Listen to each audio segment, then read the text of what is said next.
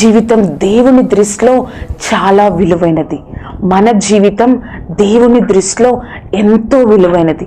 మనం ఈ లోకానికి రాకముందే, ఈ లోకంలో మన తల్లిదండ్రులు మనల్ని చూడకముందే దేవుని కన్నులు నిన్ను నన్ను చూశాయండి. కీర్తనల గ్రంథం 139వ అధ్యాయం 16వ వచనం చూచినట్లయితే, నేను పిండమునై ఉండగా నీ కన్నులు నన్ను చూచెను, నియమింపబడిన దినములలో ఒక్కటైనా కాకమునుపై నా దినములన్నీయు నీ గ్రంథములో లిఖితములాయెను. నీ జీవితంలో నువ్వు వెళ్తున్న బాధలు, సమస్యలు ఏంటి నాకే వస్తున్నాయి, నేను దేవుణ్ణి కలిగి ఉన్నా కూడా నేను ఇటువంటి సమస్యల గుండా వెళ్తున్నాను ఏంటి, దేవుడు చూస్తున్నారా, దేవుడికి నా యొక్క బాధ తెలుసా అని నువ్వు అనుకుంటూ ఉంటున్నావేమో. ఏంటి నాకు ఇటువంటి బాధలు కలుగుతున్నాయి ఎందుకు అని అనుకుంటా ఉంటావేమో. ఒక్కటి గుర్తుపెట్టుకోండి, నువ్వు నేను దేవుని ప్రణాళికలు. ఆయన దృష్టిలో మన జీవితం ఎంతో విలువైంది. ఎంత విలువైంది అంటే, దేవుడు ఈ లోకంలో వచ్చినప్పుడు నీ గురించిన ఆలోచనలే, ఆయన శిలువలో వేలాడుతున్నప్పుడు నిన్ను గురించిన ఆలోచనలే. నీకు నాకు దేవుడు ఎంత విలువిచ్చారు అంటే, తన యొక్క రక్తాన్ని ఇచ్చి నిన్ను నన్ను కొనుక్కున్నారండి.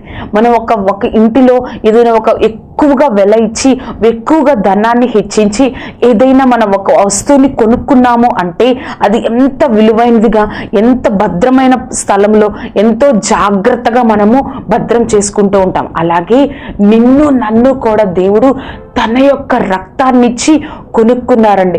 అటువంటి జీవితాన్ని మనకు దేవుడు, ఆ విధంగా మనల్ని కొనుక్కున్న దేవుడు, నువ్వు నా సొత్తు అని చెప్పిన దేవుడు మనల్ని ఈ లోకంలో ఎందుకండి వదిలేస్తారు?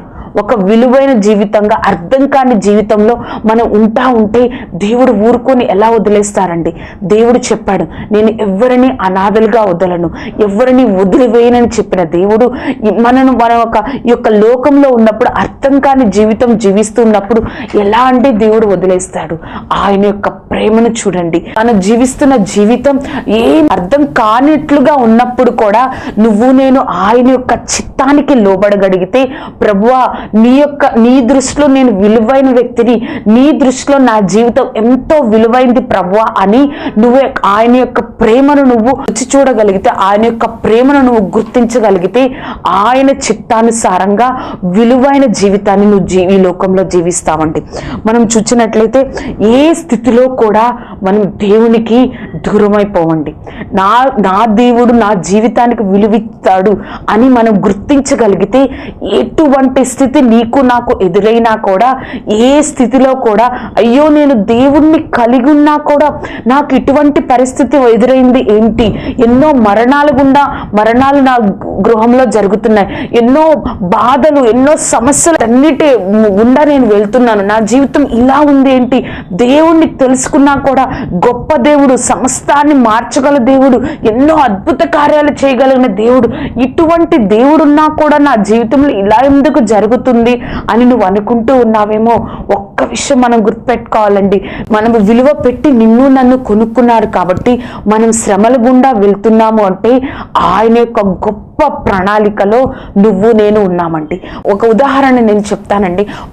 ఏదైనా ఒక పెద్ద మీటింగ్స్ కానీ, ఒక పెద్ద సభలు జరుగుతూ ఉన్నప్పుడు ఏం చేస్తారండి, విఐపీస్కి ముందుగా ఇది ప్రముఖులు కూర్చునే స్థలము, ఇది విఐపి సీట్ అని చెప్తా ఉంటారు. అలాగే నువ్వు నేను కూడా దేవుని దృష్టిలో అటువంటి విలువైన వారం కాబట్టి దేవుడు మన ద్వారా ఈ లోకంలో ఆయన గొప్పతనాన్ని తెలియచేయాలి అనుకుంటున్నారు కాబట్టి నిన్ను నన్ను ఈ యొక్క సమస్యల గుండా, యొక్క బాధల గుండా తీసుకెళ్ళి ఆయన నీ ద్వారా మహిమపరచబడాలని నిన్ను చూస్తున్నారండి. నువ్వు దేవుని దృష్టిలో నీ జీవితం ఎంతో విలువైనది.